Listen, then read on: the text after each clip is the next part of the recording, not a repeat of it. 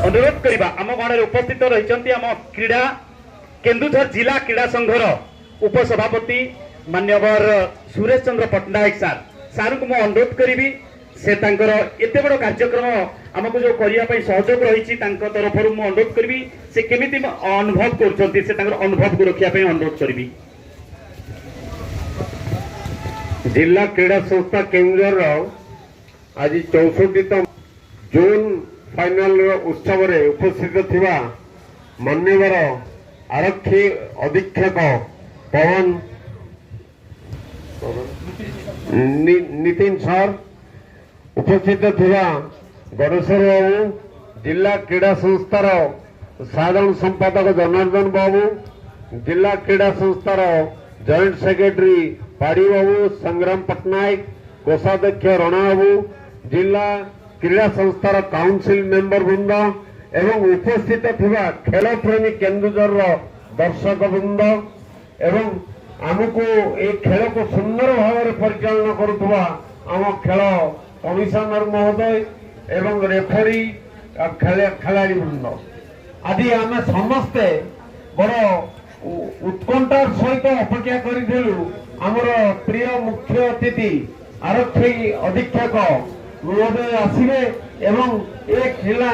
जो zonal final होती उद्घाटन करिकिरी ये करिए समाज जो फाइनल डे रे जो आनंद उत्साह लोक मन अच्छी भरीदेवे ता साकार है गणेश्वर बाबूंकर और वीरेंद्र बाबूंकर परिश्रम ता साकार है। वर्तमान या मुंडी मारिबा को आमर प्रिय नेता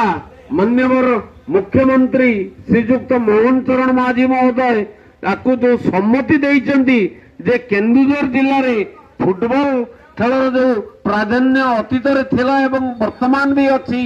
ताकू आहुरी सुदृढ़ करिया पई तांकर फाइनल रे एठी उपस्थिति देवा पई से सम्मति देइचंती ए बाबद रे ताको गणेश्वर बाबू जो जोगाजोग करिचंती एवं आजि जहा कहिले आमर जिला क्रीड़ा संस्था तरफरु दुईटी टीम ताकू जाइकी स्वागत करिकी निमंत्रण करिवे विधिवत भाव आम उत्साहित होइचु जीवु तांको निमंत्रण करिवु एवं अगस्त 3 तारीख दिन केन्दुझरवासी केन्दुझर सहरवासी समस्ते गोटे बड़ खेल देखिबार सुजोग पाइबे। से खेल बहुत दिन है नथिला मु ए काम पई मान्यवर जिलापाल महोदय को आरक्षी अधीक्षक महोदय को गणेश्वर बाबू महोदय को वीरेंद्र बाबू महोदय एवं फावर आसथिबा कर्मकर्ता को बहुत बहुत बधाई दे मोर वक्तव्य सांग कर धन्यवाद।